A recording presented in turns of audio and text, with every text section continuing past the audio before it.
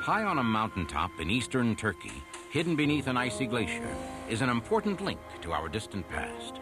Reports say it's a 5,000-year-old wooden ship with stalls and cages on board. From actual eyewitnesses, you will discover for the first time the real truth behind the age-old legend of Noah's Ark. You will witness never-before-seen aerial photos and satellite images that provide amazing new proof about the mystery that lies high atop Mount Ararat. You will hear fascinating eyewitness accounts from people who themselves have seen and photographed the ancient ship. This program will give us exciting information on these questions that have puzzled historians and scientists for thousands of years. Could the ancient legends be true? Is this Noah's Ark? Has Noah's Ark actually been found high atop Mount Ararat, buried beneath the ice and snow? The Ark is probably the best known and most debated religious artifact in the world. Ark researchers and scholars have raised many serious and controversial questions. Why do we get some reports that people have claimed to have seen the Ark on Mount Ararat, yet dozens of well-financed expeditions have gone up there looking for it and have come back empty-handed? Either it's up there or it's not. Are the reported sightings of the Ark on Mount Ararat in Turkey the delusions of religious fanatics? Are they perhaps just innocently mistaken eyewitness reports? If so, how can we account for the ancient wood and artifacts found high on this treeless mountain? For many years, we thought the ultimate answers to these questions were lost to the ages.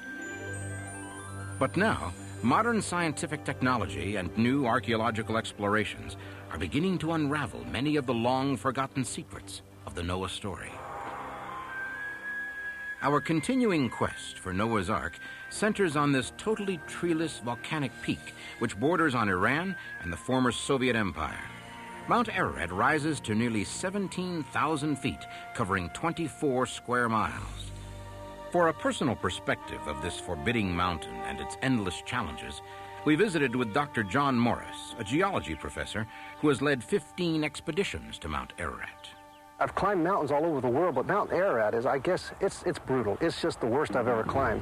Actually, from the south side, when you look at the mountain, it looks like a nice volcanic cone, but then on the opposite side, there's this incredible canyon called the Ohora Gorge. It's about 1.5 times the height of the Grand Canyon. There are vertical rock walls. I'm convinced they're unclimbable. It's covered with an ice cap year-round, and that ice cap is always eroding these volcanic layers, producing avalanches down below as it erodes along. Every afternoon there's a storm up on the mountain, and the winds sometimes are over 100 miles an hour. But neither the ominous legends nor the lethal hazards of the climb have ever detoured the thousands of determined answer seekers. They have been challenging the mountain for hundreds of years. We know that the Chaldean high priest and historian Berosus visited the site about 475 BC, where he wrote considerably of the phenomena he witnessed, stating that it was quite easy to discern the Ark in its resting place high up on the glacier. Hieronymus, the Egyptian historian of 30 BC, who authored an ancient history of Phoenicia, mentions the Ark's existence on Mount Ararat. Also in the same period, Nicholas of Damascus, the biographer of Herod the Great, told of the Ark's landing near the summit of Ararat and reported that timbers were still there. Many celebrated men of antiquity made journeys to the awesome mountain. In 1269 AD, renowned explorer Marco Polo wrote in his book, The Travels, that Noah's Ark rests high in the snowy reaches of Mount Ararat. There is plenty of ancient historical evidence spanning nearly 2,000 years that the Ark is on Mount Ararat. These sightings, recorded by prominent historians of the time, along with eyewitness accounts, add significant credibility to the survival of the Ark on Mount Ararat. By the mid-19th century, global communications helped to shrink the world significantly. This brought Western civilization more information, along with speculation and rumor about reported sightings of Noah's Ark. In 1829, a Russian-born German physician named Friedrich Perot was the first Western explorer on record to scale Mount Ararat. Prior to the climb, Perot visited the Armenian cathedral at Etchmiadzin in Soviet Armenia. There he viewed the cross, which was claimed to be carved of wood brought down from Noah's Ark in 318 AD. Perot wrote that the carving measured 12 inches high, 9 inches across, and was brownish in color. From Echmiadzin, Perot climbed to the 7,000-foot level of the mountain, where he reached Ahora village.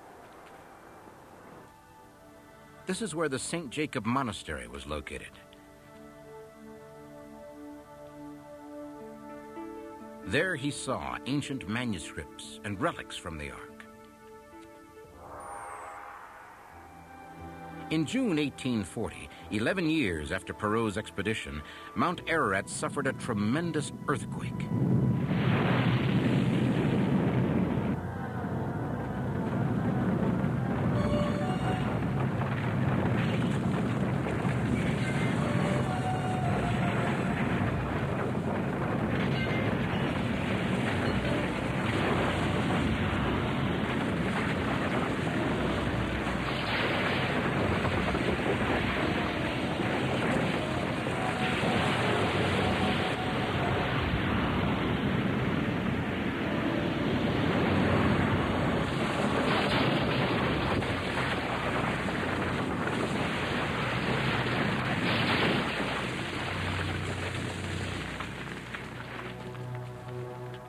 The monastery and most of the 2,000 homes and buildings in the area were destroyed by the earthquake.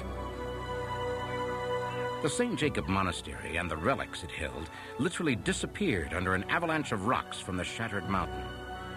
Survivors were few, leaving behind the Ahora Gorge, a rugged canyon deeper than the Grand Canyon.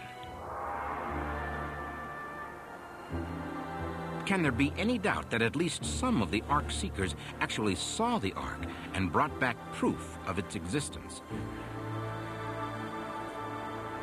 Can skeptics simply write off this vast number of eyewitness accounts and sightings? I have studied virtually every known historical sighting of the Ark on Mount Ararat. Over the past 150 years, many of these accounts of the sightings have gone into considerable detail. I have compared 34 of these sightings, and I found that there is a tremendous consistency between eyewitnesses, even though they never knew each other.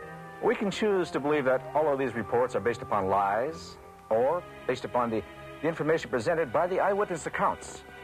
We can choose to believe that the Ark, or some large wooden barge, is on Mount Ararat, if just one of these reports is true. In 1883, an expedition was sent onto Mount Ararat by the Turkish government to survey damage from a recent earthquake. The expedition team reported the discovery of the forepart of a very old ship jutting out of the ice 14,000 feet up the mountain. Measurements were taken. The Ark was entered, and the team reported seeing several stalls and cages inside the great vessel. Unfortunately, the Turkish report stirred very little international interest because of the current popularity of Charles Darwin's new theory of evolution. In 1902, George Hagopian, an 8-year-old Armenian boy from Lake Van, Turkey, became the youngest Ark eyewitness on record. Young George had accompanied his uncle onto Mount Ararat. This was a summer of particularly warm weather, making the Ark both visible and easily accessible to the young boy and his uncle. It was huge to see, larger even than any building I had ever seen. My uncle was going to lift me on top, but we had to pile up rocks in order to reach it. Then George was boosted up and was able to reach the roof of the vessel. Members of my family had told us stories about coming to the Ark, and now here I was, actually standing on it. Nearby, I could see a hole had been cut in the roof, so I went to it and looked inside. It was just too dark in there to see anything at all. There were pieces broken off here and there, but it was still very solid to walk on. Along the side of the raised section in the middle, there were openings like windows, but there was nothing I could see. Years after the event, George Hagopian described what he had seen to archaeological illustrator Dr. Alfred Lee. Up here, George Hagopian, after a 4-year drought, went up with his uncle and saw the ark completely exposed. He also noticed along the side here the wood grain, beautifully fitted joints with wooden dowels. He could see the color of the grain. It was not a stone formation. It was definitely a man-made wooden construction. All these pieces of beams and wooden planking gleaned from the slopes of Ararat over the centuries seem to beg a question. Being so old, what kind of condition could the ark be in now? There's been a tremendous earthquake. There's been a great crevasse created here, and a big avalanche, and the ark has split into two pieces. And this is what is being seen today. This, in fact, points up one of the great mysteries having to do with the ark. We wonder, how can the ark, presumably spotted by one person, not be easily found when others go looking for it? Certainly this would seem to make the occasional reports of ark sightings quite suspect. So we went looking for answers to this mystery. This photograph, which was taken by the French Spot satellite in August 1986, indicates that Mount Ararat, pictured here, is permanently year-round covered with glacial ice. On Mount Ararat, there are of course seasonal changes in the weather. The chances of seeing the ark are greatly increased during the warm months of late summer, such as in August or September. However, there are warmer weather cycles occurring every few years which cause increased meltback of the snow-covered summit. It's possible and probably likely that the ark is only visible or accessible during these infrequent periods of warmer temperatures. An expedition coming to find the ark could walk directly over the icebound ship and never know that it's there. It was in 1916 when the history of ark sightings took another important turn. Shortly after World War I, a Russian pilot, Lieutenant Zabolotsky, told his remarkable story of sighting the ark on Mount Ararat. I was stationed with a small group of aviators about 25 miles northeast of Mount Ararat. A new high-altitude engine had been installed in one of the planes, and I was sent up for test flight.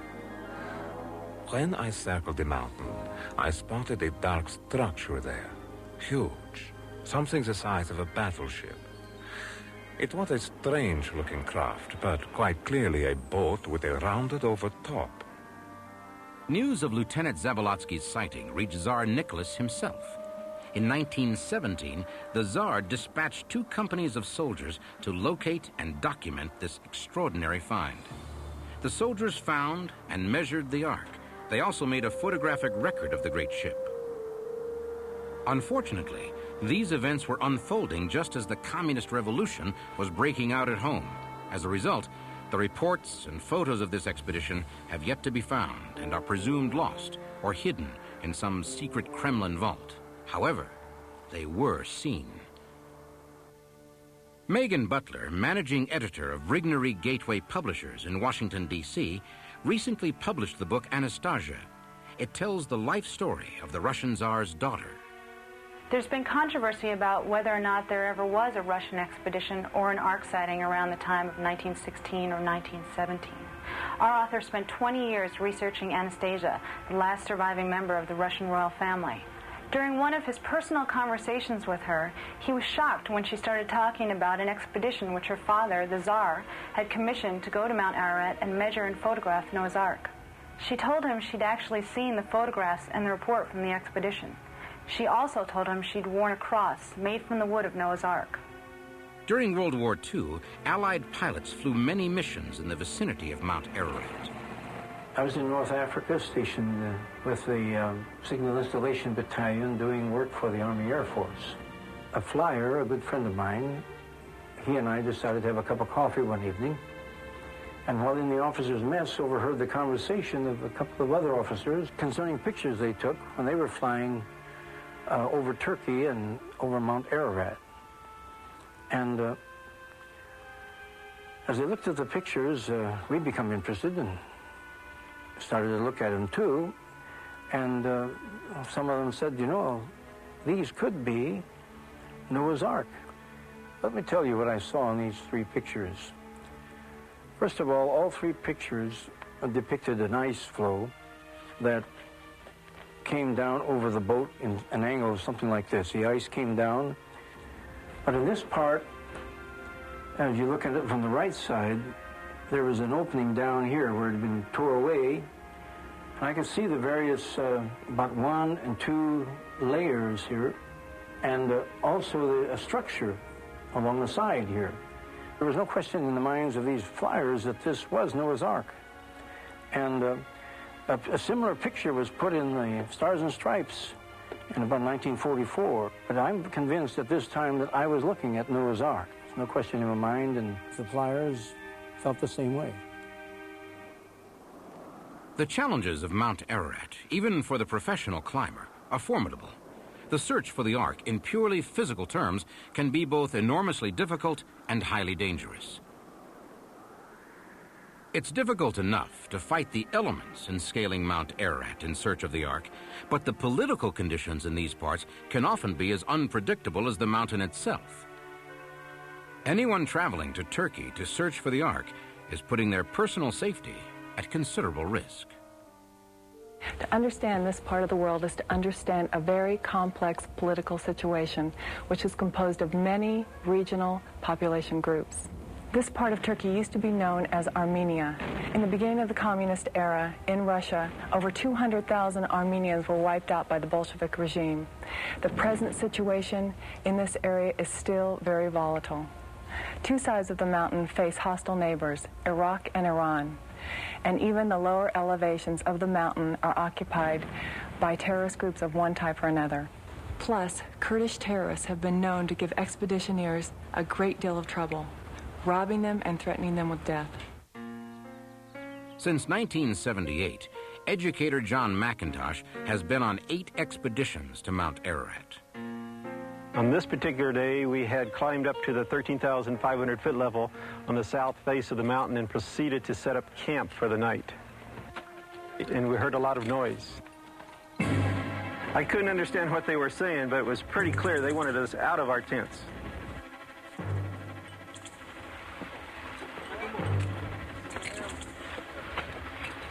The other people in our group were being ordered out, too.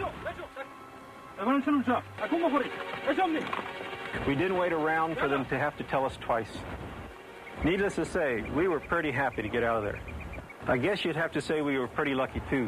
These guys were a very tough group. After everything was reported, the Turkish military sent in about 500 troops into the mountain. One terrorist escaped, another was captured, the rest were shot and killed in a gun battle with the soldiers. A number of recent eyewitness sightings of the Ark on Mount Ararat have taken place. During the terms of 4 U.S. presidents, from Nixon to Reagan, I always flew aboard Air Force One as a UPI White House photojournalist covering the activities of the president. On this particular occasion, I was flying aboard with then President Jimmy Carter. We were en route from Poland to Tehran, Iran, to attend a New Year's Day celebration given by the Shah. During the flight, while we were over eastern Turkey, our attention was called to the window. It was a dramatic moment as Soviet MiG fighter jets were escorting us wing on wing.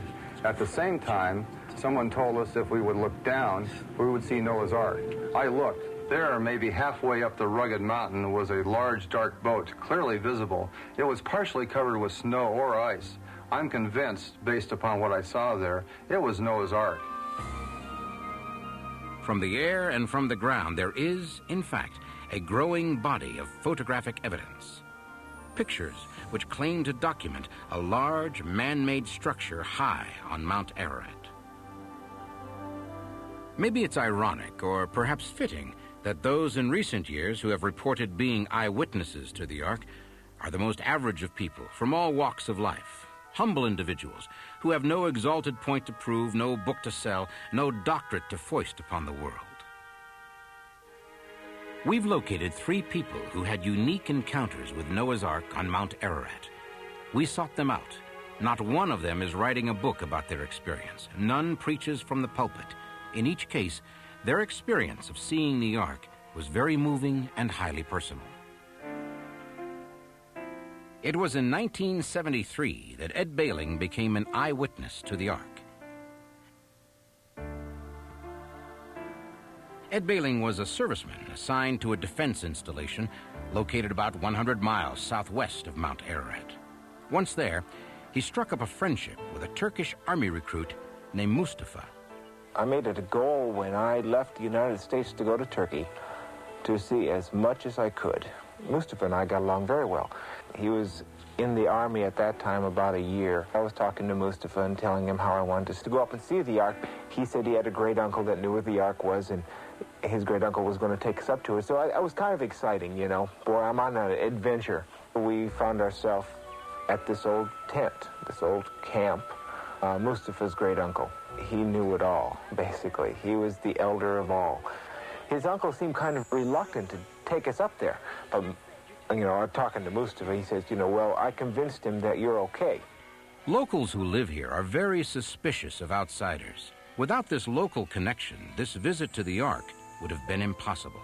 I asked him to take a camera, but he preferred that I didn't. He said, Ararat is close to the Russian border, and you're American, I'm Turkish. That could cause some uncomfortable situations. Mustafa's great uncle took us right up the side of this mountain, and we were going around rocks and above cliffs and below cliffs. It was like a trail. He knew exactly where he was going. And I'm tired and I'm winded, and it's, oh boy, when is this ever going to end? When are we going to see the Ark? If we don't see it pretty soon, I want to go back. His uncle turns around and laughs at me, and he points down. And then all of a sudden you look down, and here's this huge, awesome ship sitting below you in this fog. You know, it's almost like you picture a dream. And there it is. We walked down around beneath it, and we wound up, I would say, 175, 100 feet below it, because it was sitting on a shelf, a cliff. And we looked up and saw it from there. The mouth of it, if we were looking at the end, from the end, it was basically square. However, it was wider than it was tall. The sides were jagged and ripped up a little bit, and I could see what resembled planks. Compared to the hill, the cliff that it was on, it still looked enormous. It's hard to imagine. And I think about it in my mind's eye, and it's still hard to imagine.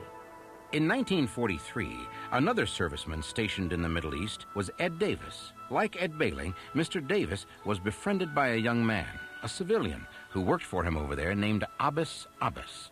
He returned the favor by taking him up to see Noah's Ark on Mount Ararat. At that particular time, you couldn't see the Ark. When you got where you could see it, he would come back and get me. A couple of months later, he come back. He said, we can see it, let's go. We were all tied together, about 20 feet apart with a big rope. I was never as cold, as wet, as hungry, and tired in my life as I was when I got up there.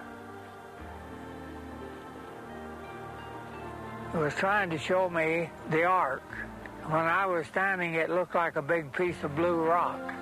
And then we moved back, and then we could see in the end of it. It was awesome. You knew somebody was watching you. There was something going on. I don't know how to explain that feeling, but you knew someone or something. Well, it was just a mighty power someplace there present. It was Noah's Ark. Ed Davis's overall story sounds very credible. He was told by his guide it was the Ark.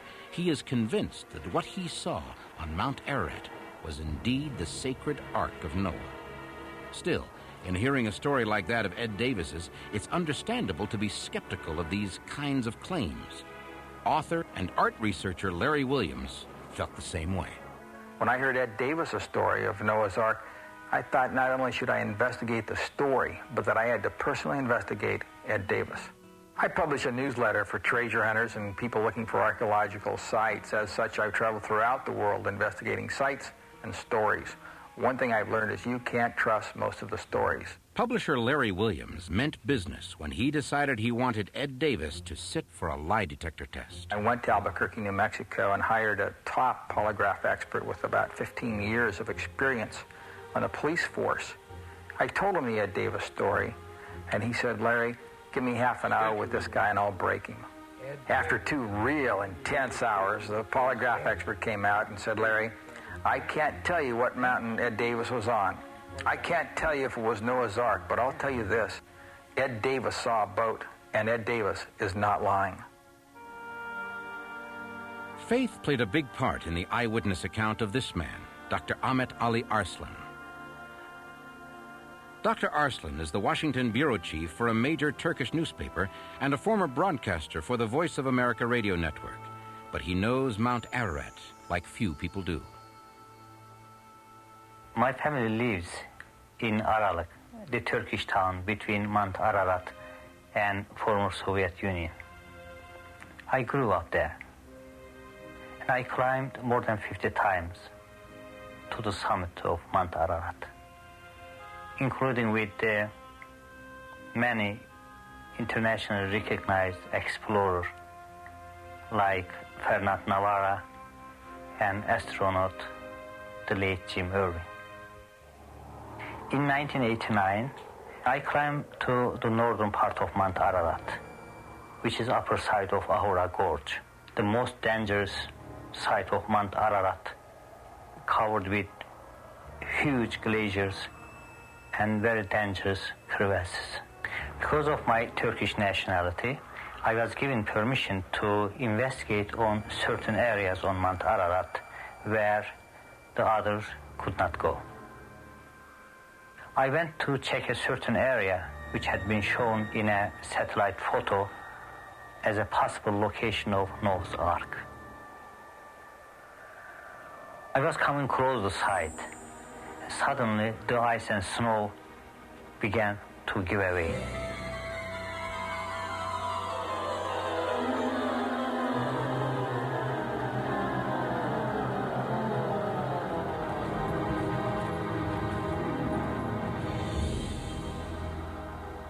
I ended sliding about 100 feet. It was fortunate that I didn't fall in the crevasses. Otherwise, I would be dead.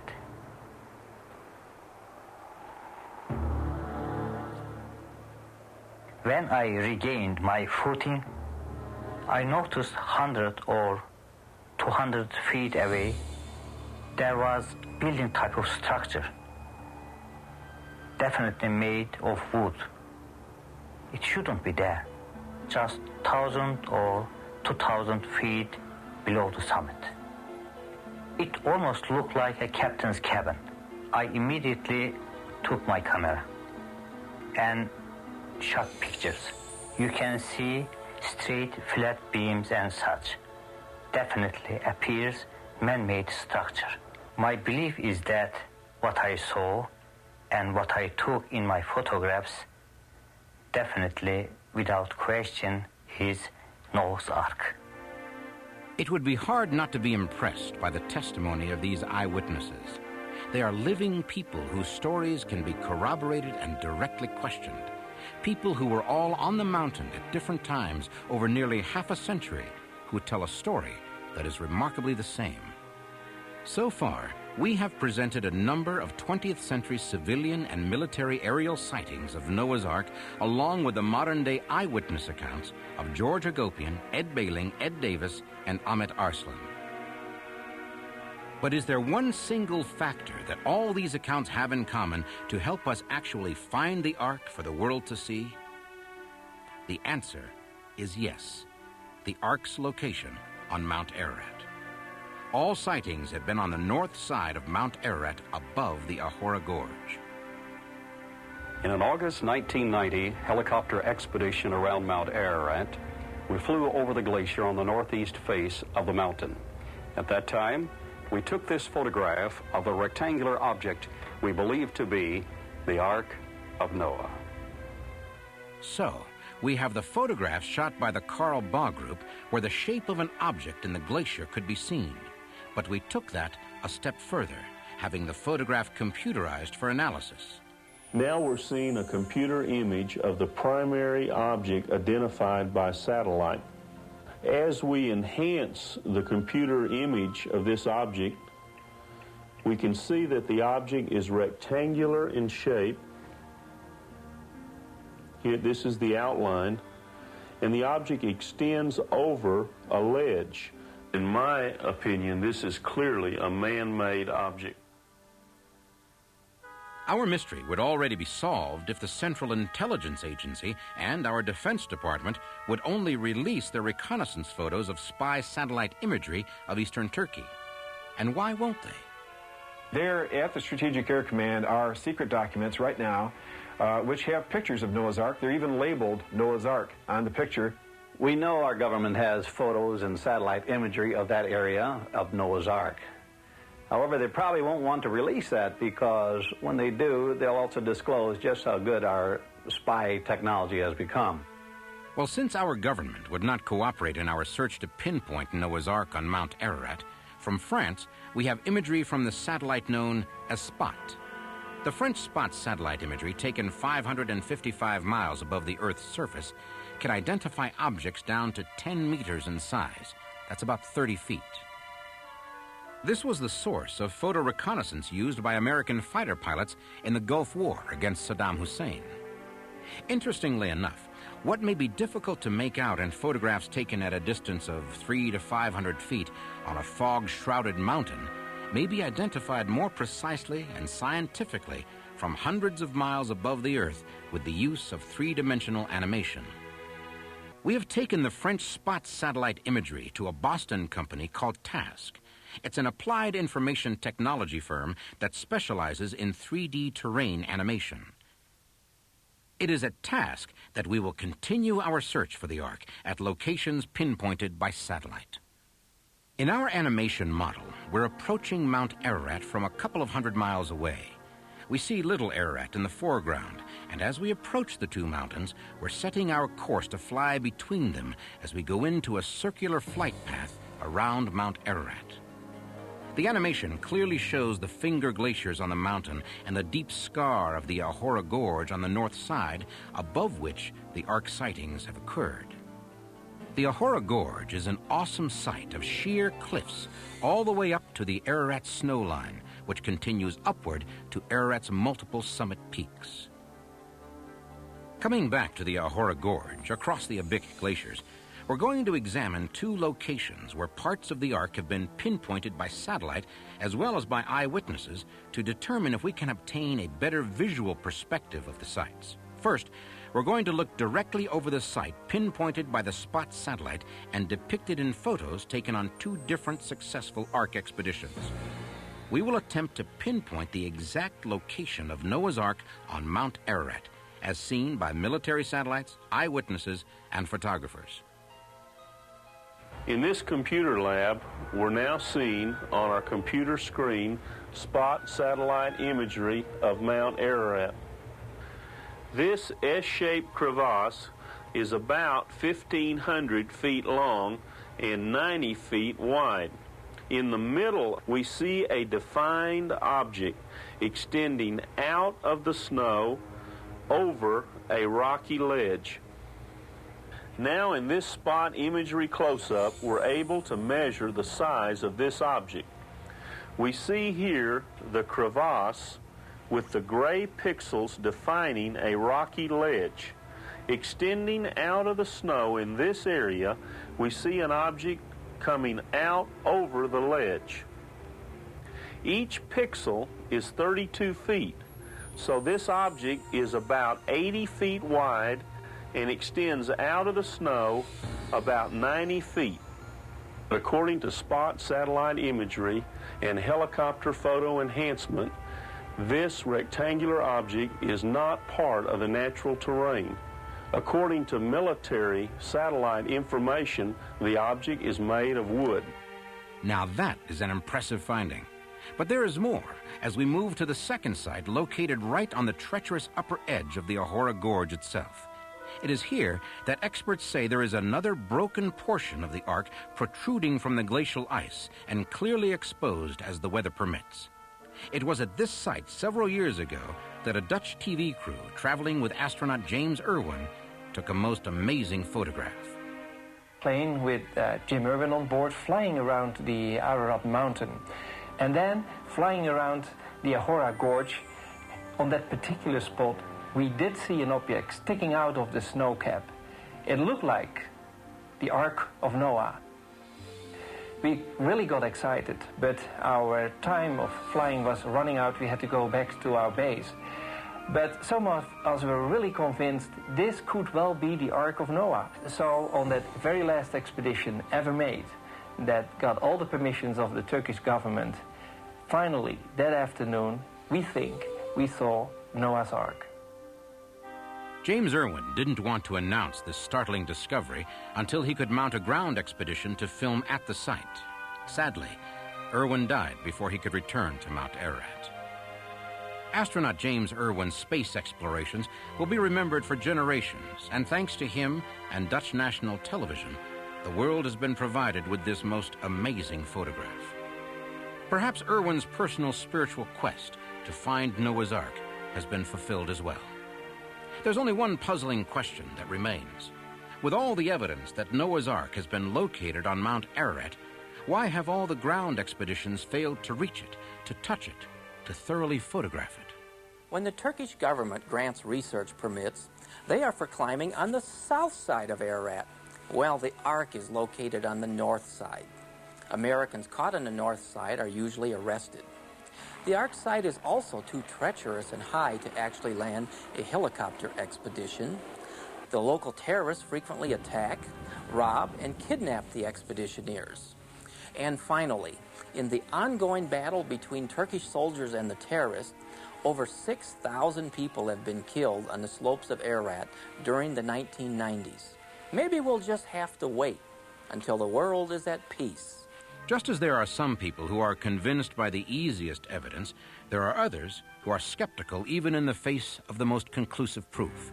In the case of Noah's Ark, there is a third group of people who no longer need to be convinced. What I saw is Noah's Ark. It's there. All the people have to do is go up and look at it. It was awesome. It was Noah's Ark. You've seen scientific demonstrations, and you've heard the results of the polygraph examination. You've seen the satellite photographs. You've witnessed the stories and heard the personal testimonies. The evidence is now before you. Well protected and hidden away from the world, the remains of a giant boat have been identified on Mount Ararat. Samples of the wood taken from the vessel have been dated to the time when the Bible indicates a worldwide flood occurred.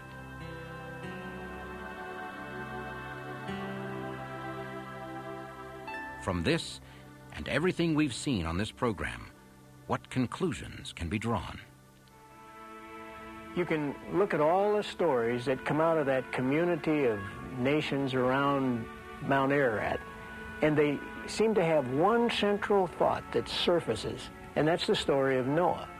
All the evidence leads to the fact that that great ship that's been sighted up there on Mount Ararat has to be the Ark of Noah. This man, called Noah, demonstrated his faith in epic proportions. Laboring for generations to build the incredible ark, he brought thousands of animals into the ark to survive an impending calamity which no one in his day could conceivably imagine.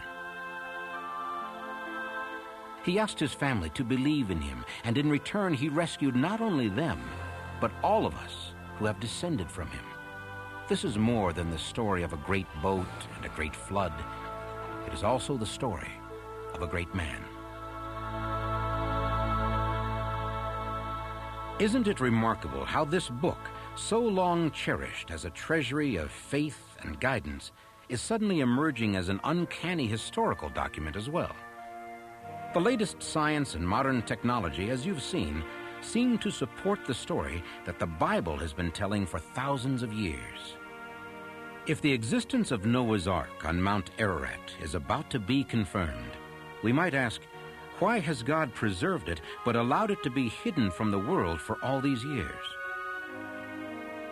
We don't know the answer to that question, but could he have been saving it for a time such as ours? A time uncomfortably similar to the one just before God destroyed humanity through a flood? Something to think about.